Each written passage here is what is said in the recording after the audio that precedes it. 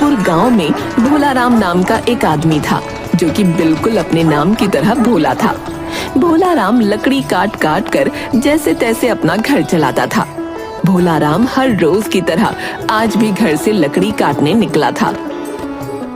अच्छा लक्ष्मी, सुनो, मैं लकड़ियाँ काटने जा रहा हूँ। अच्छा ठीक है, ये चावल की खिचड़ी रखी है, अब बस घर में राशन के नाम पर यही बची है। ठीक है लक्ष्मी, आज मैं थोड़ी ज्यादा मेहनत कर लूंगा। ऐसा कहकर भोला राम जंगल में लकड़ी काटने के लिए चला जाता है। अरे आज जंगल में इतना सन्नाटा क्यों है? कोई भी लकड़ी काटने नहीं आया। खैर मुझे क्या, मैं तो अपना काम करके चला जाऊंगा। और फिर लकड़ियां काटने लगता है। तभी राजा के कुछ सिपाही भोला राम के पास आ जाते हैं। तुम्हें पता नहीं कि महाराज ने लकड़ियां काटने पर प्रतिबंध लगा दिया है? अरे नहीं नहीं भाई, मुझे तो पता ही नहीं था कि ऐसा भी कोई नियम लागू कर दिया है। वो सब हमें नहीं पता, लेकिन तुम्हें अब महाराज के पास चलना होगा। दोनों सिपाही भोला राम को राजा के पास ले जाते हैं। गुस्ताख, तुम्हें नहीं पता कि हमने लकड़ियां काटने पर प्रतिबंध लगा दिया है। जिसने भी लकड़ियां काटी उसे कड़ी से कड़ी सजा दी जाएगी। तुम्हें पता नहीं कि आजकल पेड़ कितने कम हो रहे हैं? पर महाराज, मुझे तो पता ही नहीं था कि लकड़ियां काटने पर प्रतिबंध लगा दिया गया है। और मुझे तो लकड़ियां काटने के अलावा कोई काम ही नहीं आता है। तो आप ही बताइए, मैं इसके अलावा क्या करूंगा? वो सब मुझे नहीं पता, लेकिन तुम आज से लकड़ियां नहीं काटोगे। ठीक है महाराज, मैं आज से लकड़ियां नहीं काटूंगा। पर आज तो मुझे छोड़ दीजिए, मुझे तो पता ही नहीं था कि ऐसा भी कोई नियम बना दिया गया है। ठीक है, लेकिन आगे से अगर लकड़ियां काटते हुए पकड़े गए तो तुम्हें कारागार में बंद कर दिया जाएगा।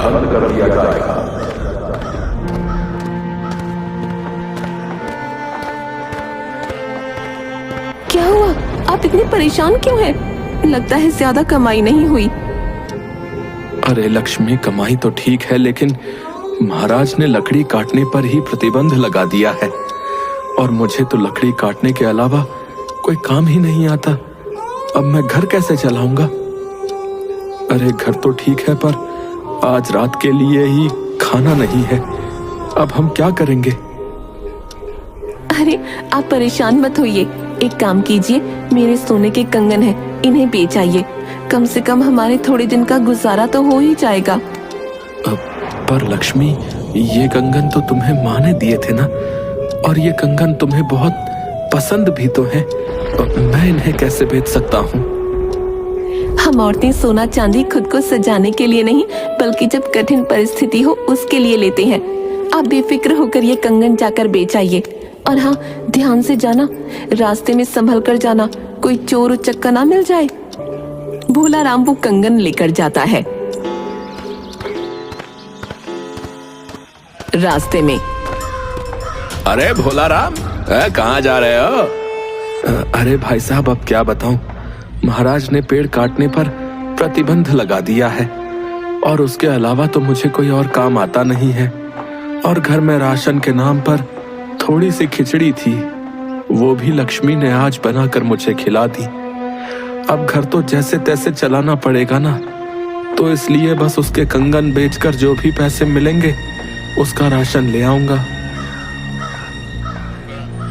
इस भोला राम को तो बाटली में उतारना ही पड़ेगा। अरे भोला राम, तुम मुझे एक बात बताओ, ये कंगन बेचकर तुम्हें कितने पैसे मिल जाएंगे और कितने दिन चलेंगे? पैसे खत्म हो जाएंगे, पर उसके बाद तुम क्या करोगे? वैसे सच कहूं तो कंगन बेचने का मेरा बिल्कुल भी मन नहीं है, लेकिन क्या करूं, मुझे लकड़ी काटने के अलावा कोई काम भी तो नहीं आता। तो मेरे साथ काम कर लो। लेकिन मुझे करना क्या होगा? तुम्हें मेरे साथ चोरी करनी होगी। ना बाबा ना, चोरी और मैं मुझसे ना होगा। और वैसे भी चोरी करना गलत बात होती है।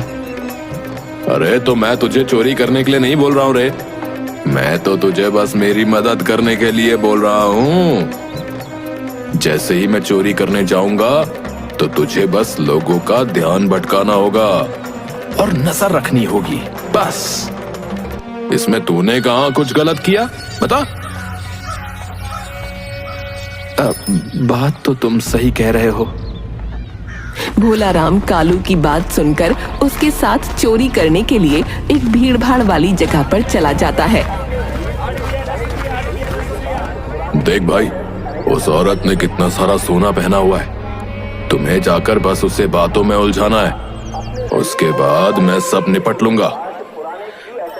अरे ललिता, तुम यहाँ? अरे भाई, कौन ललिता? अरे तुम और कौन? जब आखिरी बार देखा था तो कितनी दुबली पतली थी, और अब कितनी मोटी हो गई है तू। और गोलू, वो कैसा है? उसे अपने साथ नहीं ले आई? और जमाई बाबू कहाँ है? अरे भाई, तुम हो कौन और कौन ललिता? मेरा नाम रीना है, रीना। अरे अरे बहन जी, मुझे माफ कर देना। वो क्या है ना, आप मेरी मौसी के चाचा के लड़के की लड़की जैसी लगी, इसलिए बस थोड़ी सी गलतफहमी हो गई। तब तक कालू उस औरत के गले से चेन खींच कर ले जाता है। अरे चोर चोर चोर, कोई मेरे गले की चेन खींच कर ले गया, चोर चोर। जब तक सभी का ध्यान उस पर जाता तब तक कालू वहाँ से भाग चुका था, और इधर भोला राम भी नजर बचाकर चला जाता है। देख भोला राम, अब इस चेन को बेचकर जो पैसे मिले उसे हम आधा आधा बांट लेंगे। भोला राम और कालू दोनों चेन बेचकर जो पैसे कमाते हैं उसे आधा आधा बांट लेते हैं। इतने पैसे तुझे कंगन बेचने पर भी नहीं मिलते। भोला राम पैसे लेकर अपने घर जाता है। लक्ष्मी, ये लो पैसे, और ये तुम्हारा कंगन। अरे, ये इतने सारे पैसे कहाँ से आए? कंगन तो आपने बेचे ही नहीं। हाँ हाँ, वो क्या है ना, ये पैसे सेठ जी से उधार लेकर आया हूँ। तुम्हारे घर में जो जो सामान चाहिए तुम ले आओ। अच्छा ठीक है। और वहाँ से चली जाती है। आज मैंने पहली बार लक्ष्मी से झूठ बोला है, पर अच्छे काम के लिए झूठ बोलना तो बुरी बात नहीं होती है ना। अगले दिन। अरे भोला राम, सुनो, आज मैं गांव के सबसे बड़े सेठ के यहाँ चोरी करने के लिए जा रहा हूँ। आज रात को तैयार रहना। ठीक है भाई। शाम को। क्या हुआ? आप ऐसे क्यों टहल रहे हो? वो लक्ष्मी, वो मुझे अभी जाना होगा। वो क्या है ना कि मैं कल सेठ से उधार लेकर आया था, तो उन्होंने मुझे आज शाम को किसी काम के लिए बुलाया था, तो मुझे जाना होगा। और नजर चुराकर वहाँ से चला जाता है। मुझे इनका बर्ताव कुछ अजीब लग रहा है। कहीं काम नहीं मिल रहा है ना, इसलिए परेशान होंगे। खैर, मैं भी कुछ ज्यादा ही सोचती रहती हूँ। भोला राम कालू के पास जाता है। अरे भोला राम, आ गए तुम? अब चलो जल्दी से, आसपास तो सभी लोग सो गए हैं। अब मैं अंदर जाकर इस घर से सारा सामान लेकर आऊंगा, और तुम बाहर देखना कोई जाग ना रहा हो। ठीक है, मैं बाहर से नजर रखूंगा। कालू घर के अंदर जाकर सोना चांदी और सारा सामान चुराने में जुट जाता है। इधर भोला राम बाहर नजर रखे हुए था। अरे मैं इतनी रात को पहली बार बाहर निकला हूँ। इतनी काली रात में तो मुझे डर लग रहा है। भोला राम बहुत देर तक आसपास ध्यान रखता है। फिर भोला राम को नींद आ जाती है और वो खर्राटे लेने लगता है। तभी एक आदमी जिसने काली शॉल ओढ़ रखी थी भोला राम के कंधे पर हाथ रखता है। भोला राम की नींद अचानक से खुल जाती है। भूत भूत, बचाओ बचाओ, भूत भूत। अरे भोला राम को क्या हो गया जो इतना चिल्ला रहा है? ओ भाई, ओ इतना बड़ा आदमी तुझे भूत दिख रहा है? अरे पर इतनी रात को तो सिर्फ भूत ही बाहर निकलते हैं। तो तुम यहाँ क्या कर रहे हो? अरे वो क्या है ना, आज मेरी बीवी से मेरा झगड़ा हो गया है, तो बस उसी से गुस्सा होकर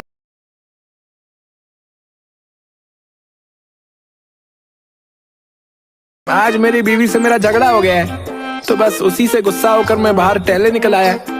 बाहर तुम्हें देखा तो मैं यहाँ पर आ गया, पर तुम यहाँ क्या कर रहे हो? वो मैं यहाँ नजर रख रहा था। क्या नजर? पर किस पर? तभी कालू भोला राम को बात करते हुए देख लेता है। हे भगवान, ये भोला राम कहीं कुछ गड़बड़ ना कर दे। अरे वो क्या है ना भाई, ये एक बड़े सेठ के यहाँ चौकीदार था। सेठ ने इसे किसी कारण से काम से निकाल दिया, और काम से निकल जाने के बाद इसकी दिमागी हालत थोड़ी खराब हो गई, तो ये जगह जगह जाकर ऐसे ही चौकीदारी करता रहता है। अरे भोलू, अब चलो यहाँ से भाई। थोड़ी दूर जाकर, भोला राम, आज तुम्हारी वजह से मैं चोरी नहीं कर पाया। मुझे माफ कर दो भाई, वो क्या है ना, मुझे ऐसे किसी काम की आदत नहीं है। धीरे धीरे सीख जाऊंगा। इस बार तो ठीक है, पर अगली बार से ध्यान रखना। अब कल फिर से आ जाना। ठीक है, मैं कल आ जाऊंगा।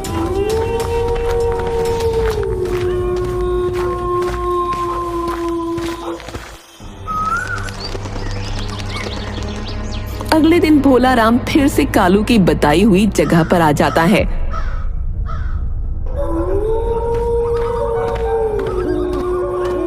देखो भोला राम, कल तो जैसे तैसे मैंने संभाल लिया, लेकिन आज कोई गलती मत करना। ठीक है भाई, मैं आज कोई गलती नहीं करूंगा। कालू छुपते छुपाते घर के अंदर जाता है और चोरी करने लगता है। इस बार मैं कोई गलती नहीं करूंगा। और इधर उधर देखने लगता है। तब उसे एक घर की दीवार पर बांसुरी दिखाई देती है। अरे अरे वाह, बांसुरी! बचपन में मैं कितनी सुरीली बांसुरी बजाता था। माँ हमेशा मेरी बांसुरी सुनने के लिए कितनी उत्सुक रहती थी। मुझे तो याद ही नहीं आखिरी बार मैंने बांसुरी कब बजाई थी। एक बार बांसुरी बजा कर देखता हूँ, क्या मैं आज भी वैसे ही बांसुरी बजा सकता हूँ? और बांसुरी बजाने लगता है। बांसुरी बजाने में वो इतना मगन हो जाता है कि वो भूल ही जाता है कि वो यहाँ पर कालू के साथ चोरी करने आया था। अंदर, अरे मैं सामान ले जाने ही वाला था, लेकिन अब इतनी रात को बांसुरी बजाने की सुध किसे आई? वो खिड़की से आसपास झांक कर देखता है तो उसे भोला राम दिखता है। इस भोला राम का मैं क्या करूं? ये तो एक दिन मुझे मरवा कर ही दम लेगा। जब तक कोई ना देखे तब तक जल्दी से ये झोला उठाकर निकल लेता हूं। और वहां से एक आदमी बाहर निकलता है। अरे भाई, कौन हो तुम? और इतनी रात को बांसुरी क्यों बजा रहे हो? क्यों नींद के दुश्मन बने हुए हो? कम से कम रात में तो सोने दो भाई।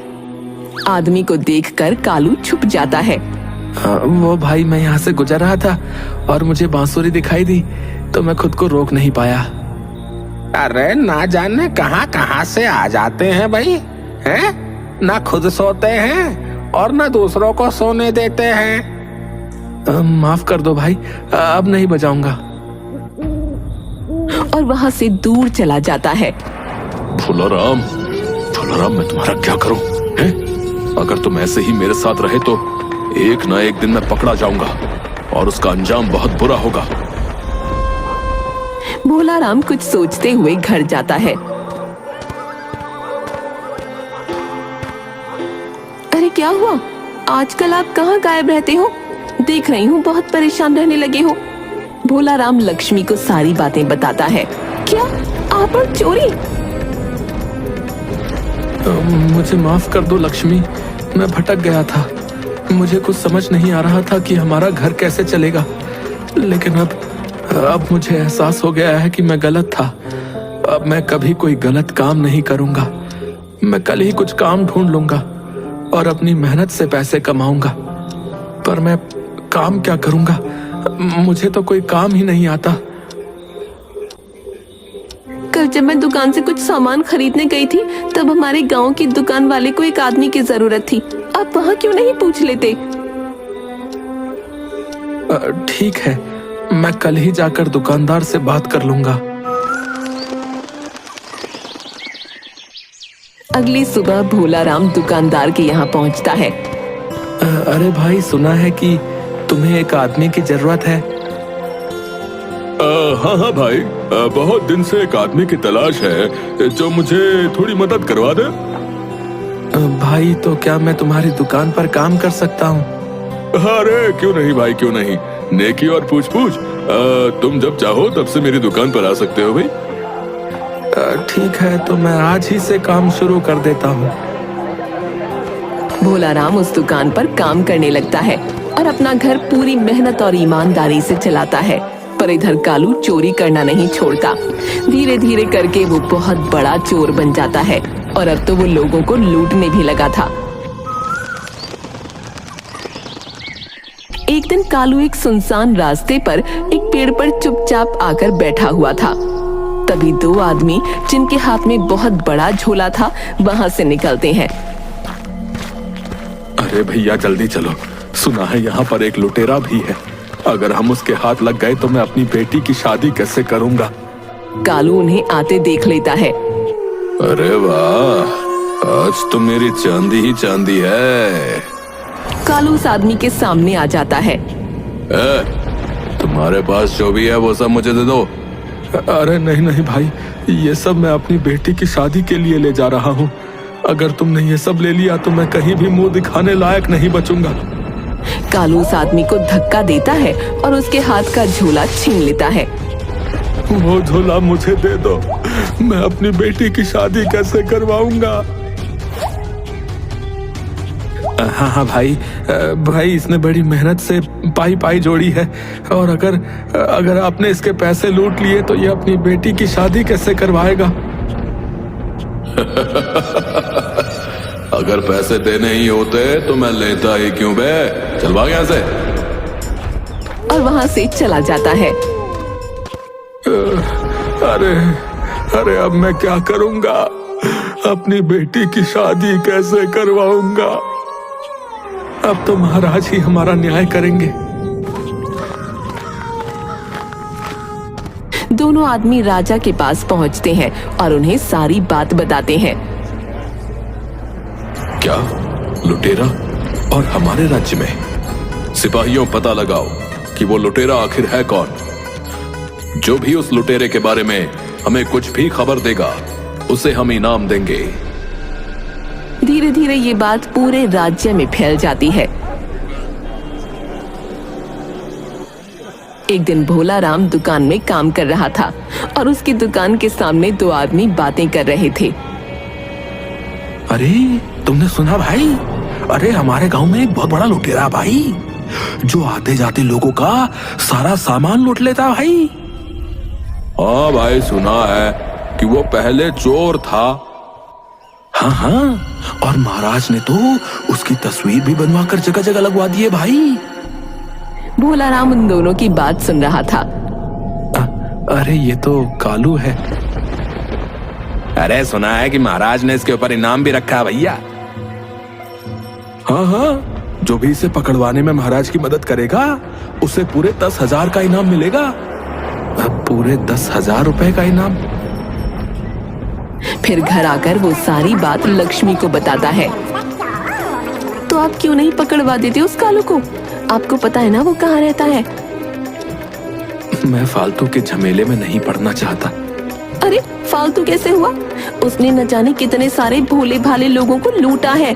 अगर उस एक के पकड़े जाने से इतने लोगों का फायदा हो तो उसे पकड़वाने में क्या बुराई है? और आपके अलावा और किसी को नहीं पता कि वो कहाँ रहता है। हाँ, बात तो तुम बिल्कुल सही कह रही हो। अगले दिन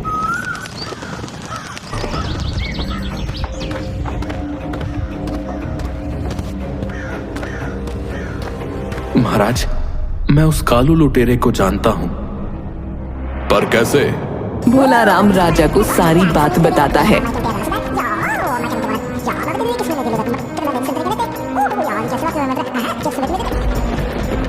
तो क्या तुम हमें उसके घर तक ले जा सकते हो? हाँ हाँ महाराज, क्यों नहीं। फिर भोला राम राजा और उनके सिपाहियों को कालू के घर तक ले जाता है। महाराज ये देखिए, यही है उस कालू लुटेरे का घर। आप जाइए और उसे पकड़ लीजिए, पर हाँ उसे ये मत बताना कि मैंने आपको उसके घर का पता बताया है।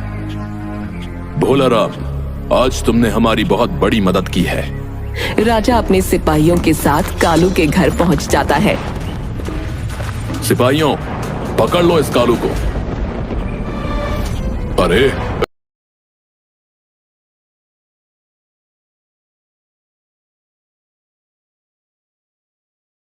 अरे अरे, आपको कैसे पता चला कि मेरा ठिकाना कहाँ है?